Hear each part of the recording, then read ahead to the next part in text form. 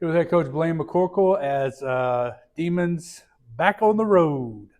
That's what we do, right? We play road Yeah, games, that's what we do. apparently. We have one this week and another one next week. But the thing about it, though, is it's an opportunity. It's another game. It's another week. And that's kind of, I feel like, how you and you want the team to kind of approach it is that Saturday was what it was, but we have another chance this weekend. Yeah, we absolutely do, and that's the beauty of it. Until the season's over, you have another opportunity. So we talked a lot about you lose or you learn. So what are we going to learn? And talking about road games and travel, this really is an identical trip to the one we took 2 weeks ago to Prairie View. You're going to the city of Houston to play 6 o'clock kickoff. So travel's the same, itineraries are the same. All those things should be very familiar, kind of been there, done that. So hopefully we handle some of those things better. Not that we handled them poorly before. Our kids are pretty mature and do a good job on the road getting themselves ready. But what can you do to improve on it? How can you logistically make it better for the players? Put them in a better opportunity or place to be successful. And then how do they handle it mentally, knowing where the twists and turns come in the schedule? So we're excited for it, and still in conference play, second conference game, and a familiar place that we went to last year. So we'll be excited to play.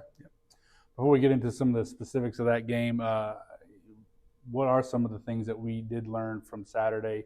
I think a couple of them that's kind of stood out. We got to see opportunities for some younger guys, especially on offense. Jimmy Duncan, Brendan Webb getting his first touches, Trevor Allen making some runs and carries and some catches. Some other guys that on this across the board young team are getting just every time they get more experience is a good thing. Well, I think those are probably the things we learned is that who are the young guys who are capable of making a play, capable of contributing.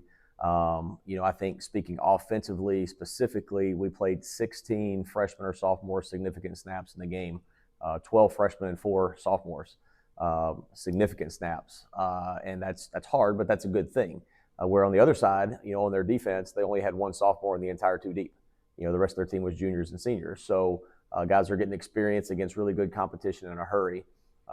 East Texas A&M is a very, very talented football team. They're big, they're strong, they're fast, they're physical, they're old, and they'll win some games for sure before the year's over. They had a very brutal schedule going in. They played SMU, Florida State, North Carolina Central, who's receiving votes, then lost to Grambling in a really close game there. So they're a good football team, and now we know what it feels like to play a really good Southland team.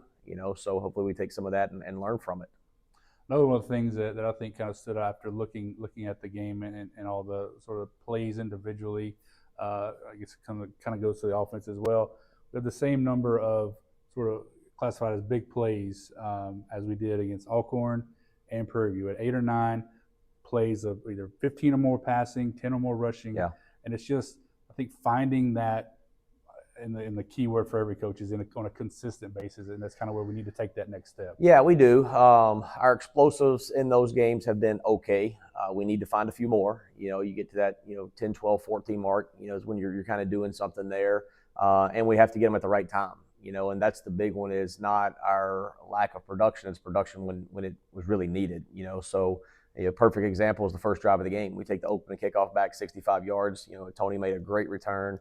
Everybody's excited. We got good field position, and you get a third manageable, and then you have a false start. And now you're third and long, you don't get it, and then you miss a field goal. So you go within 2 plays from having a lot of momentum to, oh shucks, it's 0-0. When at worst it should be 3-0.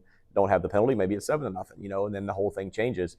Same thing when you block a punt. We block a punt, get good field position, get the ball all the way to the 4-yard line, come away with no points.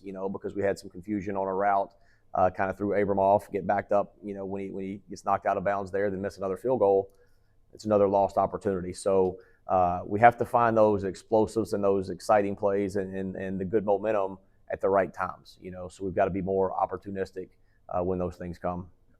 So as we move to this weekend, hopefully, we are able to create some of those plays, but it will feel like it's going to be a challenge because as you look at this HCU team, they've got a pretty solid defense on there, and it kind of starts with their secondary as well, what they've done, in pass defense, and they're leading the conference in interceptions, that sort of stuff. So what's the challenge facing off against HCU? We're really concentrating in all 3 phases this week on being simple and sound. They do a great job with their pass defense. Their back end does do a very good job. They got some good-looking athletes back there on film, and then they can go get the ball, and then they've had a couple they lost. They had a couple interceptions that they turned back over or lost one in the end zone there against Eastern Kentucky. So we got to be really crisp and sharp, and Abrams got to do a good job reading the defense. A big part of throwing the ball well, the offensive line's got to give him time to see and not make him force him to make rush throws and some of those things. But I think if we can be simple and sound and play fast, hopefully we can negate some of that. What kind of things are you wanting this defense to improve on? I mean, I'm sure you have a little bit of a list. Tackling has been an issue the past couple of weeks. Yeah. Rush defense, that sort of stuff. But I mean, you look every time, every game, every play that they're giving it 100% every time. And I know that is something you can use to build on to improve the technique or execution or whatever it may be. Yeah, and that's one thing I really challenge anybody to sit down and watch our film and find bad effort. And then that's one thing I think that's really encouraging for me is our kids are playing hard, and maybe a guy's got his eyes in the wrong spot, and there are several times, our safeties come down and fit and just miss a tackle, or just get a little bit behind it, but they're kind of where they're supposed to be. So there's a lot of little minute things that you have to clean up to be successful. And just like I talked about on the offense, one of the kind of themes defensively is we're gonna simplify some things, tame some things down a little bit, create a little less thinking. A thinking player is a slow player. And as we're very, very young on offense, that's part of it. And then on defense, we've got some guys still banged up in the secondary. We'll still probably have a few guys out this week. So you've got new guys playing. We had 2 guys play their first snaps all year, pretty much as starters, this past week in the secondary. So they were kind of in their game 1 mistakes happened against East Texas A&M. So how can we simplify the game, slow the game down to allow them to play faster is something that our defensive staff is really challenging themselves to do this week to put those guys in a little bit better position. And hopefully, like I said at the beginning, that familiarity. I believe they're staying at the same hotel that we did against Prairie View. I mean, everything kind of, like I said, we're pros at traveling now.